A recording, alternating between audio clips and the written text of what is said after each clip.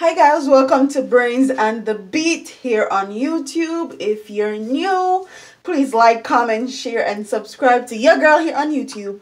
And if you're oldie but goodie, thank you for sticking around, staying tuned with your girl.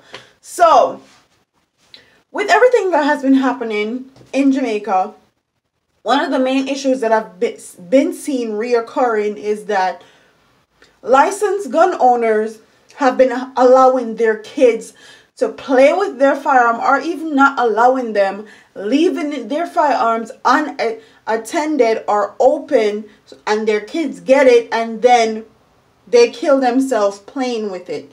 This is the second child so far this year that have killed himself in Jamaica using a licensed firearm from a licensed firearm gun holder in Jamaica. And honestly, the more these stories come out, the more I'm realizing that Jamaica is behind with like gun classes, what to do and not to do when you have a gun, rules and regulation. You're supposed to have a safe in your house and all of that. But let's get into the story. And it says, a 16-year-old boy was reportedly accidentally shot and killed in Portmore, St. Catherine on Wednesday.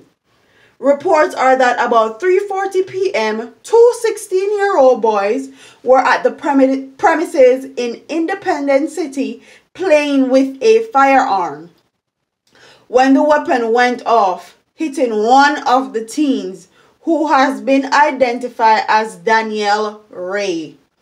He was rushed to the hospital where he was pronounced dead. The other teenager who was at the scene of the shooting has been taken into custody.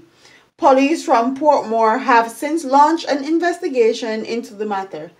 Sources close to the case have indicated that the gun is owned by a licensed firearm holder. However, the police are yet to confirm that report.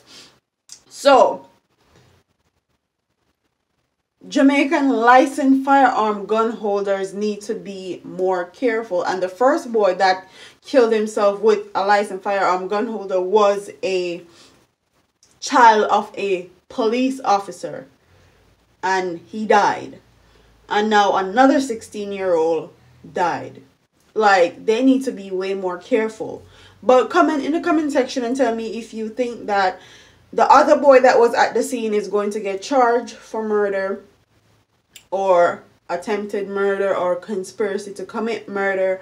Or do you think that the licensed firearm holder, the person that actually owns the gun, should be held accountable for that boy's death because he just left it willy-nilly and not locked up properly? So these 16-year-old boys who are curious found it and try to play with it.